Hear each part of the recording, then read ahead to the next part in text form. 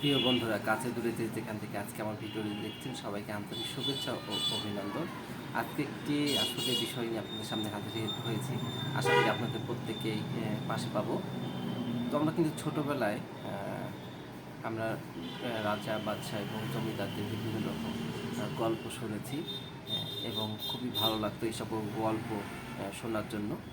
আমার মতো হয়তো আপনারা অনেকে শুনেছেন। তো এখানে হয়তো অনেক জমিদার কিংবা অনেক রাজা বাদশাহ এরা অত্যাচারী ছিল।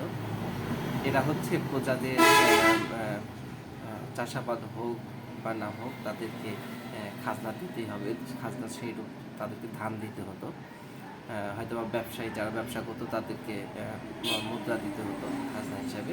তার ব্যবসা হোক বা না হোক, এটা কিন্তু রাজাদের আমলে তারা এটা করতো আর কি। আমরা যেটা দেখেছি আর কি, গল্প শুনেছি, প্লাস হচ্ছে বিভিন্ন মুভি, প্লাস বিভিন্ন রকম সিরিয়াল যেগুলো রাজা বাদশাদের হয়ে থাকে, সেখানে দেখি যে এরকম অনেক অত্যাচার রাজা হয়ে থাকে। যেমন গোপাল ভাঁড়ে কিন্তু যে হলো জমিদার, সে কিন্তু বিভিন্ন সময় অত্যাচার করে। প্লাস আমাদের যে হলো গিয়ে যে গোপাল ভাঁড়ের যে কৃষ্ণচন্দ্র যে রাজা থাকে, উনিও ওনার হচ্ছে যে মন্ত্রী, সে কিন্তু বিভিন্ন সময় অসৎ উপায়ে প্রজাদের উপরে অত্যাচার করে খাজনা আদায় করে। তো এখানে কিন্তু প্রজারা খুবই অত্যাচারিত হয়। তো বর্তমান যুগে কিন্তু আমরা সেম জিনিসটাই দেখতেছি। হয়তো বা সেই কৃষ্ণচন্দ্র মানে আমাদের কৃষ্ণচন্দ্র যে রাজা থাকে, তার যে মন্ত্রী, এরকম আমাদের অসংখ্য ডালপালা রয়েছে। তারা বিভিন্ন সময় বিভিন্ন রকমভাবে আমাদের মতো সাধারণ জনগণদেরকে চুষে খাচ্ছে। কোনো জায়গায় শান্তি নেই। এখন কীভাবে হয়তো বলছেন আপনারা দেখবেন যে অনেকেই, এরকম অনেক অসংখ্য উদাহরণ রয়েছে যে সে বিদ্যুৎ ব্যবহার করে নাই কিন্তু তার বিদ্যুৎ বিল চলে আসছে, কিংবা সে 100 টাকা বিদ্যুৎ বিল ব্যয় করেছে, তার 10,000 টাকা বিদ্যুৎ বিল চলে আসছে।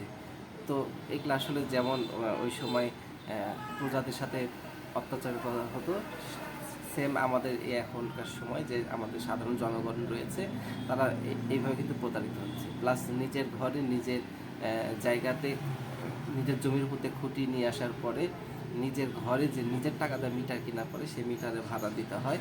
যে এগুলো আসলে জুলুম ছাড়া, সাধারণ জনগণের জুলুম ছাড়া অন্য কিছুই না। তো এরকম কিন্তু অসংখ্য উদাহরণ রয়েছে, এখন বর্তমানে হচ্ছে যে ফোন কোম্পানিগুলো, আমি যেমন মোটামুটি 1 মাস আগে, মানে আমার এই 10 তারিখে মেয়াদ শেষ হয়ে গেল, আমি কিন্তু 1600 মিনিট ক্রয় করেছিলাম। তো 1600 মিনিটের জন্য আমি 1 মাসে কিন্তু সেটা শেষ করতে পারিনি। আমার ফোন উদ্ধার করে দিয়েছিলাম বাসায়, যে যার সাথে কথা বলতে পারে। তারপরে অবশিষ্ট 700 মিনিট, সেই 700 মিনিট কিন্তু আমার চলে গেছে, আমি শেষ করতে পারিনি। তো এখন তারা করবে না কেন? তারা যদি এতই মানে সব দিক থেকে যদি দেখতো যে আমরা জনগণ যে কষ্টে আছি, এটা দেখবে কি? যারা দেখবে, যারা তদারকি করবে, তারাই যদি খেয়ে বসে থাকে, তাহলে তারা তো আমাদের কাছ থেকে খাবেই, তারা তো জুলুম করবেই। এখন সে হচ্ছে তার কোম্পানিকে টিকিয়ে রাখার জন্য, তার ইয়েকে টিকিয়ে রাখার জন্য সে হাজার হাজার কোটি টাকা দিচ্ছে, হয়তোবা ঘুষ দিচ্ছে কিংবা রাজস্ব খাতে দিচ্ছে, যে কোনো খাতে দিচ্ছে। তো সেটা তারা কোথায় কী করবে? আমাদের মতো সাধারণ জনগণকে চুষবে। তো আসলে যতই যা কিছু হোক, ইঞ্জিন এক জায়গাতেই আছে, এটা আপনাদের হয়তো বলে বোঝাতে হবে না। তো আমরা সেম কিন্তু সেই অত্যাচারের মধ্যেই পড়ে রয়েছি। কিছু করার নেই, কিছু বলার নেই, কারণ আমরা নামে স্বাধীন, কাজে স্বাধীন না। আর স্বাধীনভাবে আসলে কারণ এত অত্যাচার কেন আমাদের মতো সাধারণ জনগণের সাথে হবে? আমি আমার টাকা দিয়ে আমি মিনিট কিনলাম 1600 মিনিট, আমার 700 মিনিট চলে গেল, সেটা কি সে আমার দোষ কোথায়? আমার দোষ হচ্ছে আমি 1 মাসের মধ্যে শেষ করতে পারি না, আমার মেয়াদ ব্যাধি দিয়েছে 1 মাসের মধ্যে। আমার কথা না থাকে তুমি অযথা কথা বলবো? এখন হয়তো আপনি বলবেন যে আপনি কেন এত বেশি মিনিট কিনতে গেছেন, আপনি অল্প মিনিট কিনতেন। আমার ওই মিনিটটার সাথে আমার আরেকটা প্যাকেজ ছিল যেটা আমার প্রয়োজন ছিল। তো সব মিলিয়ে আমার হলো ওই মিনিটটা আমার জন্য মানে চলে আসছিলো আর কি, যেই আমি অফারটা নিয়েছি, অফারের পরিপ্রেক্ষিতে আমি আমার মেয়াদ শেষ হয়ে গেছে, ভালো কথা, কিন্তু আমার যে ব্যালেন্সটা ছিল, আমি পরবর্তীতে যখন হয়তো বা আমি এখন 100 মিনিটও কিনতে পারি, সেই 100 মিনিটের সাথে আমার এই জিনিসটা যদি অ্যাড করে দেওয়া হতো তো খুবই ভালো হতো। তো আসলে বলার কিছু নাই, কারণ আমরা সেই রাজা বাদশাদের মতো বিভিন্ন সময় বিভিন্ন রকম মানুষের দ্বারা আমরা অত্যাচারিত হচ্ছি, আর এই সকল আসলে দেখার কিছুই নেই। আর আমাদের দেশের তো যে কোনো একটা দুর্ঘটনা ঘটার পরে তখন তদন্ত কমিটি বসে, যে তদন্ত করা হবে, এই করা হবে, সেই করা হবে। এই পারমিট ছিল না, আজকে যদি একটা বিল্ডিং ভেঙে পড়ে, সেই বিল্ডিংয়ের কোনো অনুমোদন ছিল না।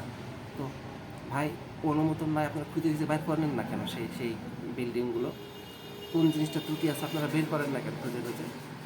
দুর্ঘটনা ঘটার পরে কি জন্য তদন্ত কমিটি আপনাদের গঠন করতে হবে? তো আপনারা এই সকল তামাশা করা আসলে বাদ দিয়ে দেন।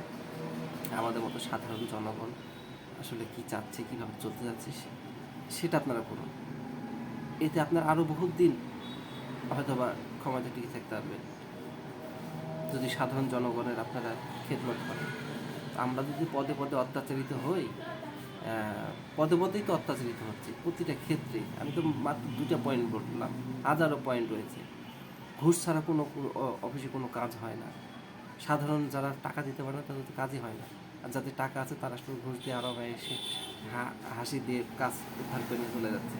আর গরিব মানুষরা স্যান্ডেলের তলা ক্ষয় হয়েছে, তাও সে ঘুষও দিচ্ছে না, দিতেও পারতেছে না, কাজও হচ্ছে না। এরকম অহরহ আছে। অনেকে একটা আর্জি নিয়ে যায়, সেই কাজটা হয় না, সে ফিরে চলে আসে, কারণ মানে ঘুষ দিলে কাজ হবে। আমার ঘুষ দেওয়ার সামর্থ্য নেই। হাজারো সমস্যা ভাই, হাজারো সমস্যা। অসহায় গরিব মানুষরা খেতে পারতেছে না, এই নজর নাই।